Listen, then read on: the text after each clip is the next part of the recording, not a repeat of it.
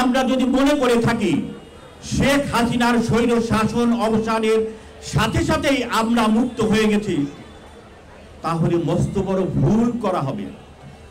এই ভুল আমরা ইতিপূর্বে বারবারে করেছি, ৭১ আমরা তাই করেছি।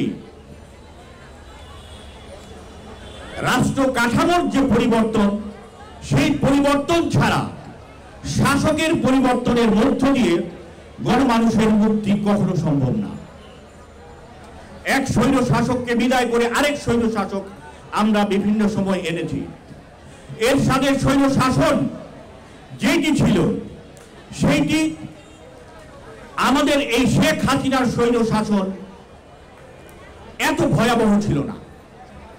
এরশাদের স্বৈর শাসনের অবসানের পর নিশ্চয় মনে আছে যে আমাদের সাবেক প্রধান বিচারপতি শাহাবুদ্দিনের নেতৃত্বে আমাদের তত্ত্বাবধায়ক সরকার গঠিত হয়েছিল। এই শাহাবুদ্দিন গ্রহণযোগ্যতা পেয়েছিলেন সারা দেশে, কিন্তু আমাদের আজকে আমাদের বিচারপতিদের এক নাগারে সবাইকে বিতাড়িত করতে হয় কেন? এই জন্য যে এরশাদ বিচার ব্যবস্থাকে এমনি ভাবে ধ্বংস করে নাই। শেখ হাসিনা যা করেছে, শেখ হাসিনা পুলিশকে ধ্বংস করেছে, বিজিবিকে ধ্বংস করেছে, র্যাবকে ধ্বংস করেছে, বিচার ব্যবস্থাকে ধ্বংস করেছে, শিক্ষা প্রতিষ্ঠানকে ধ্বংস করেছে, নির্বাচনী ব্যবস্থাকে ধ্বংস করেছে। আমাদের প্রতিটি গণতান্ত্রিক যে আমাদের প্রতিষ্ঠান রয়েছে প্রত্যেকটাকে সে ধ্বংস করেছে।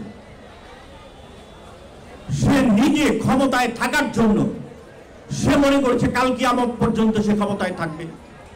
তাই এই সমস্ত প্রতিষ্ঠানগুলির মধ্যে তার আওয়ামী লীগ, ছাত্রলীগ, যুবলীগ, নিজস্ব দলের বাহিনীর লোক ঢুকিয়ে সমস্ত কিছুকে ধ্বংস করেছে।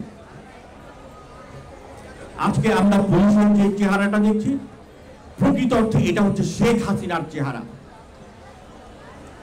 যে নৃশংসতা আমরা দেখেছি বিগত একটা মাস, এই আওয়ামী লীগের শেখ হাসিনার বর্বরতায় পুলিশের মাধ্যমে, তার দলীয় গুন্ডাদের মাধ্যমে, এগুলি আমাদের বাংলাদেশের ইতিহাসে আমাদের স্বাধীনতা ছাড়া, সময় ছাড়া কখনোই আমরা দেখি নাই। এই যে সহস্রাধিক একটা ছোট্ট একটা কোটা আন্দোলনকে কেন্দ্র করে ১,০০০-এর উপরে মানুষের মৃত্যু, এইটি কি কল্পনা করা যায়? একটা স্বাধীন দেশে এইভাবে একটা বাহিনী সাধারণ মানুষকে গুলি করতে পারে, হেলিকপ্টারে গুলি করতে পারে। ঘরের মধ্যে ছিল যারা, বারান্দায় দাঁড়িয়ে ছিল যারা, ছাদের উপরে ছিল যারা, তারা পর্যন্ত গুলিতে নিহত হয়েছে। তারপরেও তাদের রক্ত পিপাসা শেষ হয় না।